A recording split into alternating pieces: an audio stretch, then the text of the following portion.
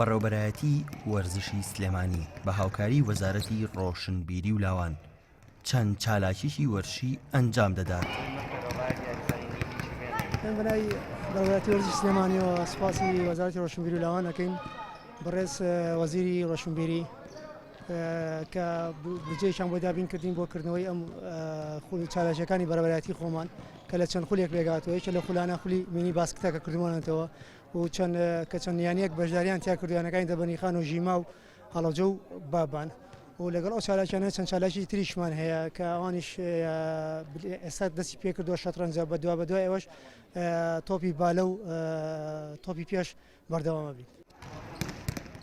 فیستیڤاڵی باسکەی شاری سلێمانی و هەڵەبجە کە 4 تیپی کچان تێیدا بەشدارن هیچێکە لە چالاشەکان کە بۆ یاریزانانی خوار تەمەن 12 ساڵانە.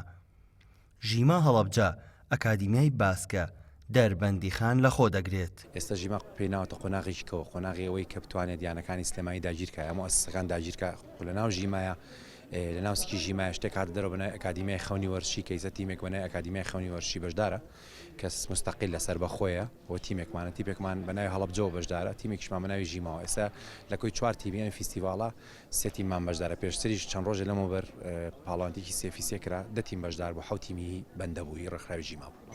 کچانی بەشداربوو لە میهرەجانەکە بە دڵخۆشی و خۆشحاڵیەوە باز لە کردنەوەی دەکەن و دەڵێن ئەم جۆرە ڕکابەریانە ئاست و توانامان بەرەو پێشتر دەبات. ئێمە وەک یاریزانانی هەڵەبجە زۆر دڵخۆشین کە بەشداریمان کرد لەم فستیڤاڵە. ئەم فستیڤاڵە زۆر سوودیە بۆ ئێمە چکە ئاسمان بەرز.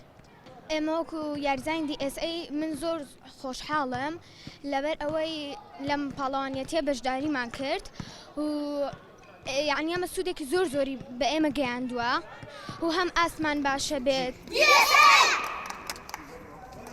ڕێکخراوی ژیما کە دکتۆر ڕزگار ڕەوف سەرپەرشتی دەکات و ها لە سەردەستی ئەویش دامەزراوە هەمیشە بوونەتە سمبولی یاری باسکە لە کوردستان و عێراق.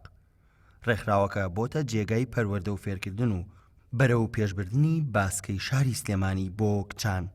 دکتۆر ڕزگار بەڵێنیش بە کوڕان دەدات لە داهاتوودا ئەوانیش بکاتە پاڵەوان. بەڵێنتان دەدەمێ ئەو هۆڵی ئێمە ڕووپۆش بکرێ یاریگاکەی سەوێکی ڕووپۆش بکرێ بە تارتان یاخود تەختە هاوکاریمان بکرێت کوڕانیش دامەزین لە خلالی 3 ساڵ 4 ساڵە هەربژاردەی عێراقمی کوڕی کورد دەبێت. وا بڕیارە فیستیڤاڵی باسکەی شاری سلێمانی و هەڵەبجە ماوەی 3 ڕۆژ بخایەنێت کە یەکێتی باسکەی کوردستان لەقی سلێمانی سەرپەرشتی دەکات و یاریەکان لە هۆڵی داخراوی پێشمەرگەی سلێمانی بەڕێوە دەچن.